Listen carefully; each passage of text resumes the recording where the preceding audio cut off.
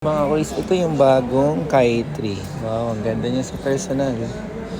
Yan, nahawakan na din natin mga kuys. Yung material niya is mesh material sa upper. Siyempre, engineered mesh yan, no? Lambot, visible, and napansin ko lang na medyo hawig siya nung kulay nung KT11 na steel clay. So, na solid rubber yung ilalim. Meron siyang carbon fiber. Pinakamaganda dito sa Kai is yung kanyang traction. Tapos yung kanyang Nitro Edge foam. Ganda ng details dito mga kuys. Oh.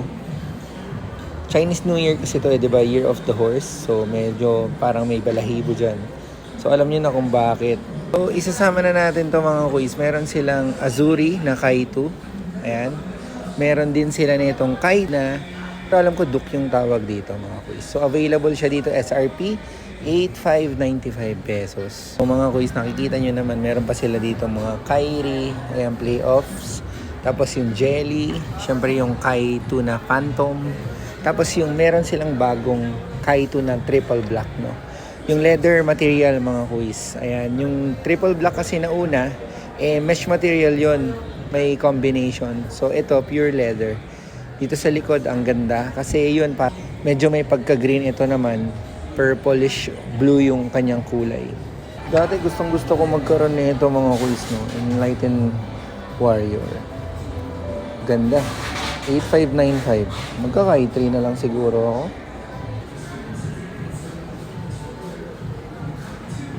First time ko din makita tong gray. Ang ganda. Gray pa ba to? Silver na to eh. Ang pogi. Shockwave 7 Pro. Ito yung base color ng kinostom kay The Professor mga kuys. Ito yung base color nun, ang pogi. Kahit na nga hindi custom to, pogi na eh. Yung mga lifestyle nila mga kuys ni Kyrie Irving pala, maganda talaga. Ang ganda ng design. Sobrang unique, hindi siya yung common na nakikita natin. Talagang meron siyang art, no?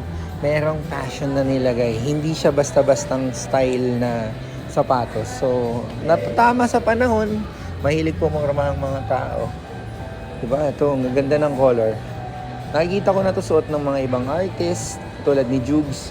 Kasi alam ko si Jugs part ng Anta family. No, itong ganda. Sobra. So, sa price niya, 4,995 pesos. Ito mga kuys, yung pinakabago. Ayan. Ito, ang ganda. Di ba halos parehas nung kulay nung sa Kai 3. Pero ang ganda, di ba? So, mga kuys, bigyan natin siya ng mabilis na review. Maganda tong rubber niya. Semi-translucent, no? Hindi siya icy sole. Semi-translucent siya mga kuys. Hindi siya solid rubber. Semi-translucent kasi visible siya.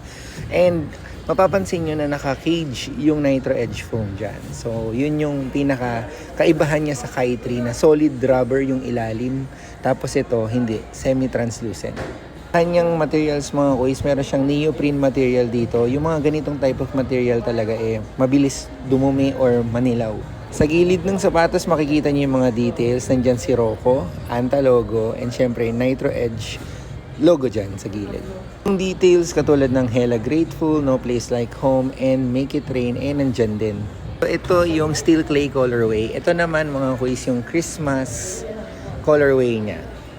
Ewan ko kung tama yung colorway or tawag Christmas Snowflake. So mapapansin nyo mga kuys yung details ng Christmas snow. Pero yung totoong kulay niya mga kuys is color blue. No? Hindi siya powder blue Medyo may basta blue mga kuys yung kulay niya. Mas gusto ko to kaysa dun sa steel clay. Fan talaga ako ng blue. So meron din dito mga kuys na itong Dallas colorway and syempre yung mga KTBM models. Kung gusto niyo ng budget lang pero sulit talaga, ito. Pwede to. 3,595 pesos. Meron siyang variant or ibang colors, itong white black, ang pogi nito, no? Kasi yun nga lang yung materials niya madumihin, pero pwede yan mga kuys. Ito meron siyang cream, brown, and coffee color. Yan, same price lang mga kuys, ang ganda. Kung naghanap kayo ng mga running shoes, the best din talagang pumunta dito sa stores nila mga kuys. Ayan, ang dami. So, ayun lang naman yung mga papakita ko sa inyo ngayong araw. Sana makabisita kayo. And don't forget to follow para sa mga susunod na video.